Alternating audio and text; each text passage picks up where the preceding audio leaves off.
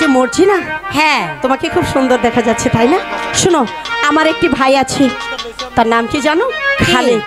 না না সেটা বলবো না, সেটা আমার মনেই থাক, সময় হলে বলবো। তোমাদের এখানে সত্যি ভালো ভাবি? ভালো পুকুর ঘাট আছে? বারে তুমি জানো না ভাইজান তার স্বপ্ন দিয়ে সুন্দর করে একটা পুকুর বানিয়েছে, তুমি দেখলে একেবারে পাগল হয়ে যাবে। সত্যি বলছো? সত্যি বলছি। ও সখী